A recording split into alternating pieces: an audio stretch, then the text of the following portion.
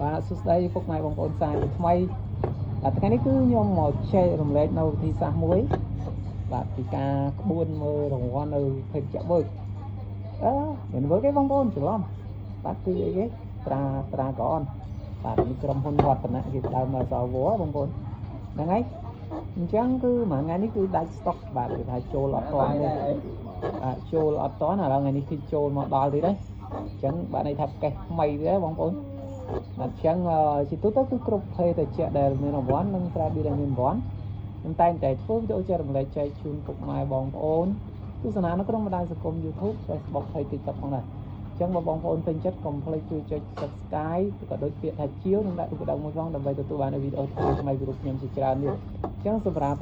ត្រាកននេះនៅមុនយក$50ហើយហើយក៏បន្តមកមាន$3 $5 3កំប៉ុងក៏យកអស់ច្រើនមកប៉ុន្តែអស់ទៅវិញក៏ច្រើនដែរបងប្អូនហ្នឹងហើយអញ្ចឹងអត់មានអីច្រើនទេបាទសម្រាប់អានេះវាត្រឹមពាន់វាមាន48កំប៉ុង24 $5 $3កំប៉ុង$3 $1ក៏ដូចជា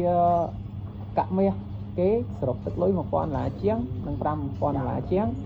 ហើយតំបន់ធំទៀតដឹងថាមានអីលើសពី$5000ជាងឬចឹងមិនទេលេខកូដបាតវានេះគឺលេខ12បាទអញ្ចឹងពេលចេះតាក្រនគឺវាត្រូវច្រើនឲ្យដាក់តំបន់ច្រើនខ្ញុំបងប្អូនមួយចំនួនគាត់លះបង់នៅភេទចាក់ផ្សេងគាត់មកតាមដានជាមួយនឹង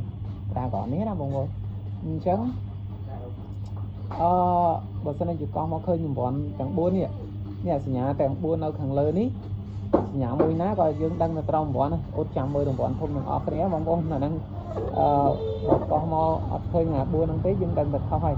បាទឲ្យខុសវាដាក់ពូកម្លាំងបន្តទៀតបាទឥឡូវនេះកុំឲ្យខាត់ពេលយូរការមើលនេះខ្ញុំយកបន្តក្រានេះបុកចំជាមួយកពុក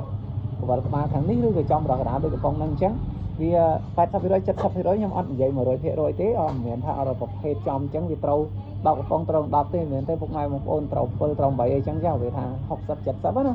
បាទអញ្ចឹងគឺបន្តនឹងចំក្រាឬក៏ចំកពុកណាបងប្អូនក៏ជាមួយខ្ញុំអរគ្នា Brand TikTok follow account TikTok ខ្ញុំឲ្យ3ម្នាក់មួយផងនឹង screenshot វីដេអូត្រង់តំបន់បោះចូល comment ខ្ញុំបាទដើម្បីបងអួតគ្នាកក់ហុចមកបាទមានវ៉ាន់កchứយើងមិនបាច់សិនកទេព្រោះវ៉ាន់កអានេះខុសក៏វា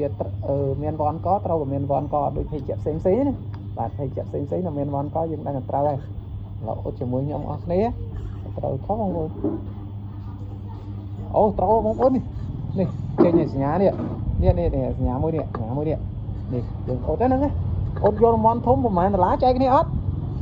ចែកនេះមើលមុខហើយនេះដល់ស្អាតតម្លាក់លេខតម្លាក់ទីតាំងមកទៅដល់ផ្ទះ